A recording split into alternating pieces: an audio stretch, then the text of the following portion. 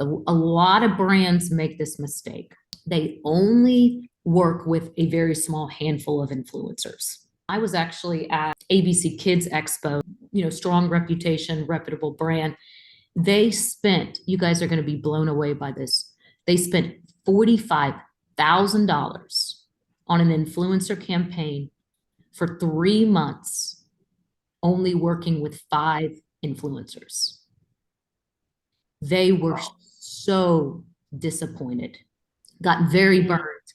And this is what I shared with them, is that the first mistake was you cannot work with only 5, 6 micro influencers, or even 2 macro and 3 micro influencers. And the reason for that is because you're putting way too much pressure on those audiences to perform. Yeah. The secret is that you need to work with a minimum of 50 to 60 micro influencers, because testing is key. And not all 50 to 60 micro influencers are going to be your top performers, but the goal is to determine the top performers from those 50 to 60 micro influencers. Unfortunately, this company paid based on flat fees, flat videos, a flat fee based on video and story post and so forth.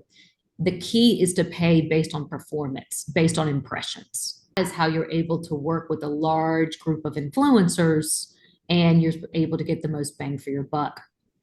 So these brands are only working with, say, a small handful, maybe 5, even 10 influencers, and they're spending tons of money, thousands of dollars on just a video or a photo post, and they're so focused on what they're doing that they don't realize that the entire social media sphere, their competitors are actually taking away the share of voice from them. They don't realize that their competitors actually have a stronger total volume, number of total conversations that are happening, and share of voice with engagement and also impressions as well. So it's taking away from these brands that are only working with a small number of influencers. Right. So it's really key to know, okay, where do your competitors stand? And so here's a great example of it down here. So this company X, with their share of voice across all social platforms, only has a little under a 3% conversations happening, where their competitors have a much higher percentage. And so this small company X is really struggling to cut through the noise compared to their competitors. Another common mistake is when you're working with these micro influencers, you're not using UTM parameters, promo codes, engagement rates, and impressions and reach. You're not paying attention to these metrics in order to discover the top performers, because the key is discovering the top performers and then working with them on a long-term basis. And so the way you really track to figure out how well they're doing is by doing the UTM parameters, the promo codes, paying attention to engagement rates, and then ultimately impressions as well. Now, this is what is an important metric that many brands do not take into account for determining the return on their investment for their campaigns.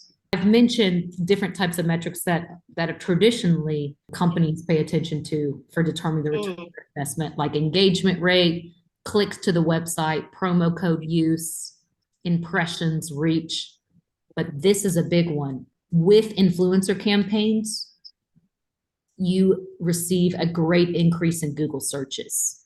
Well, so what happens is that as we've got 50 to 100 micro influencers, promoting you, naturally their audience members are going to see you on Instagram and TikTok or Facebook, see that promotional post from the influencer.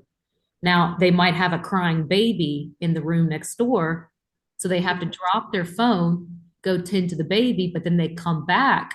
They might not necessarily go directly back to that influencer's page to click on that link to purchase the product, but they'll take Rumbletuff and they'll put it in the Google search bar and then find your website and make a product purchase there. So that's why increase in Google searches greatly increases from influencer campaigns.